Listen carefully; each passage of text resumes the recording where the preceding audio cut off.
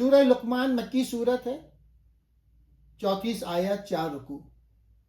اس میں اللہ کی توحید، شکر گزاری، والدین کے حقوق، حضرت لقمان کی حکیمانہ نصیحتیں اور آخرت کی یاد دہانی مرکزی موضوعات ہیں۔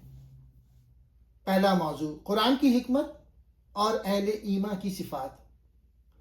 ڈاکٹر اسرار کے مطابق سورت کا آغاز الف لام میم سے ہوتا ہے، جو قرآن کی اعجازیت کی طرف اشارہ ہے۔ قرآن کو کتاب حکمت کہا گیا ہے، یعنی یہ کتاب راہ راست دکھاتی ہے۔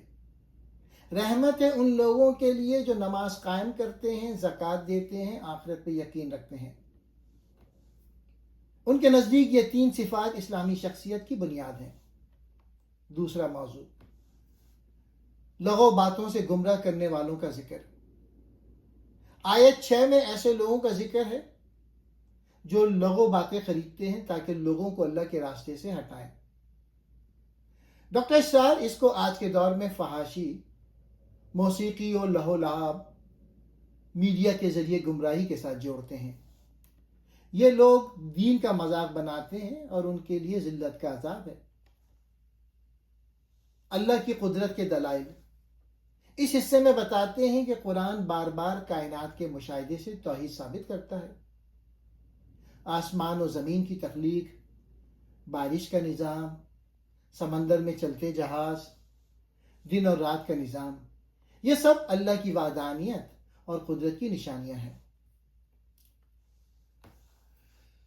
چوتھا، سورت کا مرکزی حصہ حضرت لقمان کی اپنے بیٹے کو نصیحت ہے۔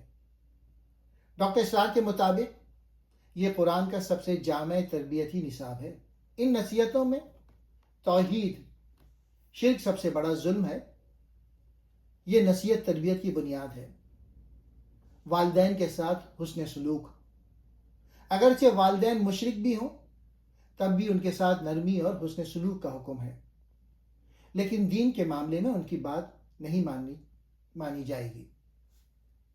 اللہ ہر چیز سے باخبر ہے، رائی کے دانے کے برابر بھی عمل چھپ نہیں سکتا۔